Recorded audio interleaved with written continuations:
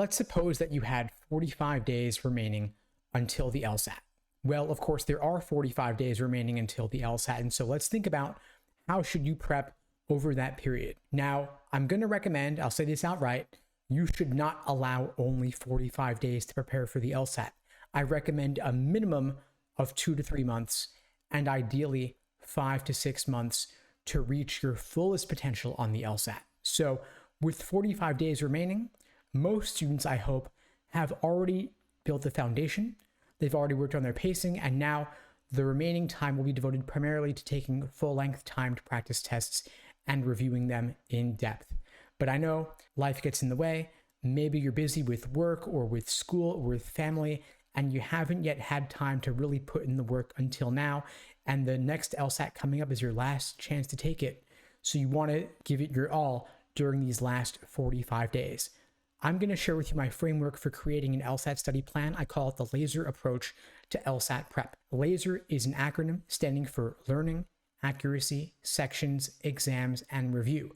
And I'm going to share with you how I would allocate these 5 phases over the course of the remaining 45 days until the LSAT. The first 11 days out of 45 should be devoted to the learning phase. This involves getting the basics down, reading LSAT prep textbooks, watching course lesson videos, gaining a solid understanding of the different sections and the different question types on the test. You don't need to have solid accuracy here. This period is just to get that basic familiarity so that you know the proper perspective from which to view each section and each question type. And there is a lot, of course. There are, for example, roughly 15 different types of logical reasoning questions. You don't need to master all 15. I would recommend focusing on the most common, for example, inference questions, necessary assumption, and flaw as the most common types of logical reasoning questions.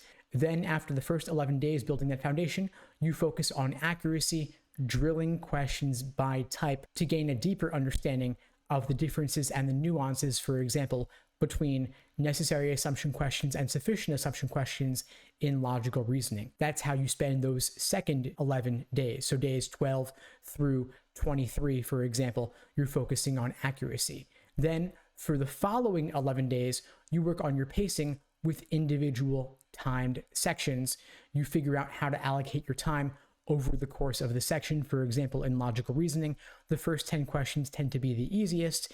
Questions 15 through 23 tend to be the most difficult. And so you figure out how to speed up on the easier questions so that you have time for the tougher ones that truly need it. Then for the next 11 days, you focus on taking full-length timed practice tests, never on consecutive days though, maybe at most every other day. So over the course of these 11 days, maybe you're taking 3 exams, 4 maximum, because of course you don't want to burn out, and you want to allow plenty of time for our review in between taking those full-length time practice tests. So that's the LASER approach: learning in the first 11 days, accuracy in the second 11 days, sections in the third period of 11 days, exams in that last period of 11 days, and for that single final remaining day, day 45, you take the day off to rest and relax. You've earned it. You want to walk into the exam feeling cool and calm and ready to crush it. Of course, this is just a general framework for your LSAT study plan. And again, big caveat here is that I don't recommend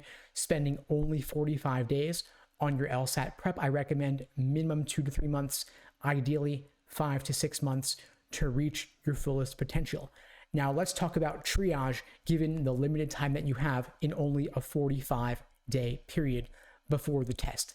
I mentioned in logical reasoning, the biggest question types to focus on: necessary assumption, inference, and flaw. Necessary assumption questions, distinguishing them from sufficient assumption questions. Within the family of inference, you have must be true and most strongly supported. And then you also have flaw questions as the other big category of logical reasoning questions. Of course, for reading comprehension, your low-hanging fruit is going to be any global, general, main idea style questions like main idea, primary purpose, best title, tone, author's opinion, anything general in nature. You focus on that. For logic games, you focus on ordering games and grouping games. You don't want to focus on the rare game types that hardly ever show up. Of course, if you had 3 months, I'd say cover every type of question. If you had 6 months, even better. Cover every single type of question, even the rare ones.